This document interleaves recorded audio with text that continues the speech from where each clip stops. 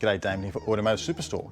This is Pioneer's DMH-AP6650BT. It's their first of that new trapezoidal 9-inch screen type. It's a bit different than your traditional double-din CarPlay or Android Auto head unit. It's an amazing unit. It's got wireless Apple CarPlay and Android Auto, screen mirroring by something called WebLink, and it suits a whole host of different vehicles, for which you're going to need a custom fascia and installation kit that we can provide. Let's dive in and check it out.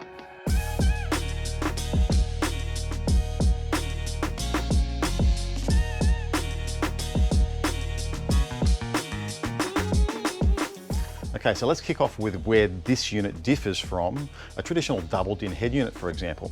So it doesn't really have a chassis to mount like a double-din does that goes in a cage that you may be used to. The point is, these screens are for cars that have dashboards that have much more real estate in them that can accommodate the larger 9-inch screen. And you might recognize ones like this head unit here. This is from a mid-2000s Audi, and this one here out of a Volkswagen.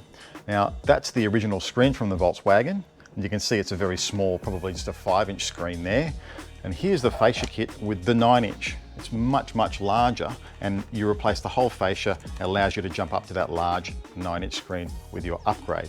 Now, to know if you've got a vehicle that matches this and there's a fascia kit available, just put your registration number into our website and punch it in, and then go searching for the fascia kits and kits for your vehicle, and you'll find them if they suit it.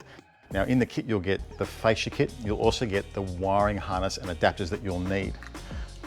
So it'll be something like this. It goes from the vehicle's harness there. That's the adapter for, say, an Audi in this case. It has the steering wheel adapter built in to plug into the back of the head unit. And then it goes to something called ISO. And then it'll come with an ISO to Pioneer plug if you've got a Pioneer unit. It's all very simple, all very plug and play. It couldn't be simpler to install. Now, you may have seen cheap units like this for sale on, say, Facebook Marketplace, from Dude in Garage to AliExpress. I've tried 3 or 4 over the years. I can report this. They come in like a white box. There's no owner's manual, there's no support, there's no one you can call, there's no installation guide.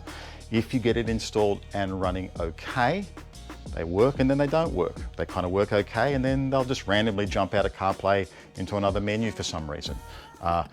Things fundamental like hands-free calling doesn't work. 4 units I've tried, 4. All 4 of them couldn't get the hands-free to work with the supplied microphone, the inbuilt one, or even a legit microphone from someone like Pioneer that I've tried. The steering wheel controls, today they'll work, and next day they won't work. It drives you mad. Don't waste your money. Now, besides the unit, in the box you also get the main power loom, obviously, that gives you your power, earth and trigger connections, and the speaker output connections for the internal amplifier in the unit. 22 watts RMS by 4 into a 4 ohm load, which is ample for a lot of people. If it's not enough for you, this loom here you can add, that gives you your front, rear and subwoofer RCA pre-outs with 4 volts of signal strength. There's also a rear monitor output, and there's 1 of 2 camera inputs. The main camera inputs on this lead here that also includes the steering wheel input control.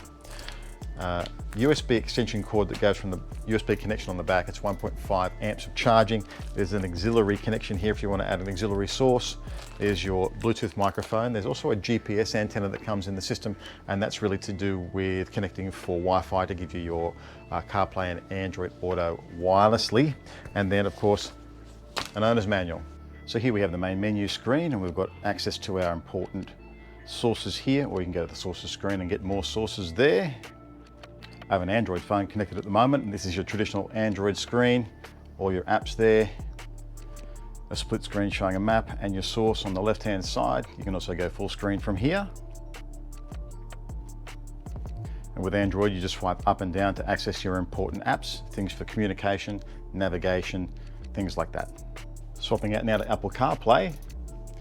It works kind of the same. You just swipe left and right to access your apps. There's also a split screen function. And we also have USB drive. And here I've got some test files that I've done for high resolution to see if they play back. This one's in 9624, it's a WAV file. It plays that one back happily.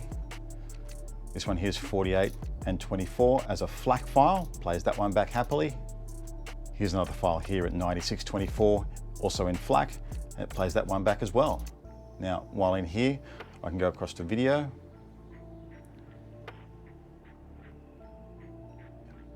Now this is a 1080p video, and so it happily plays that as well, and that's a nice thing. So here you'll also find a YouTube button, a web browser button, and the WebLink button. Now the WebLink button is access to an app you download onto your smartphone, and it's a way of doing screen mirroring using an application. So on the left-hand side here is this widget thing. This is very bespoke to Pioneer. It gives you access to a lot of the really important functions very quickly without having to go to sub-menus. And that's a really nice function there from Pioneer. This can also be moved to the other side of the screen, obviously because you sit on that side of the car. Let's go into settings. System settings is just things like date and time, the beep tone, turn off your demo mode, things like that.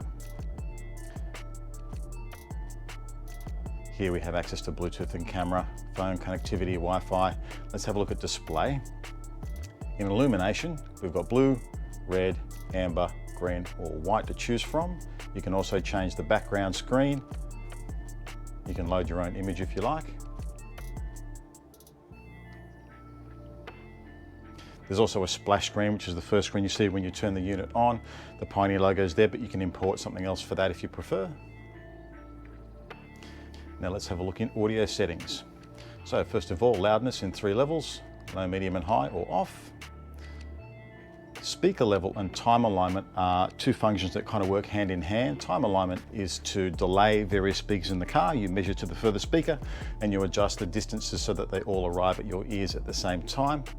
You combine that with speaker level, and here we have individual level for each speaker as opposed to something like balance and fade. That's important because time alignment is a combination of both time and intensity. Your traditional balancer fader is there obviously. Subwoofer you can turn on and off. EQ, we have a 15-band graphic EQ. That's plenty of bands for regular tuning, but you've also got some bands here that Pioneer throw in to play around with if you prefer, or you can store 2 custom settings of your own. And finally, let's have a look at crossover. Now this unit has a choice of 2-way or 3-way crossover mode. 2-way is front, rear, sub. 3-way is sub, mid and tweeter. And so this is in 3-way mode at the moment. You can see subwoofer, I can adjust the slope and I can adjust the frequency. When I go to mid, I have the mid high pass frequency I can adjust. I can adjust the slope also.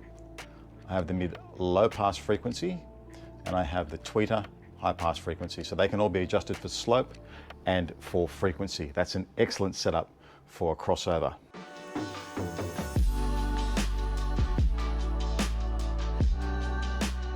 So there you go, Pioneer's DMH-AP6650BT, a really cool unit with some top flight features that I really dig. I dig them so much, I'm actually going to put one of these in each of 2 of my cars that I've got, my Audi TT, my Volkswagen Transporter. It's perfect for those cars. Anyway, there'll be a link down below where you'll find one for yourself.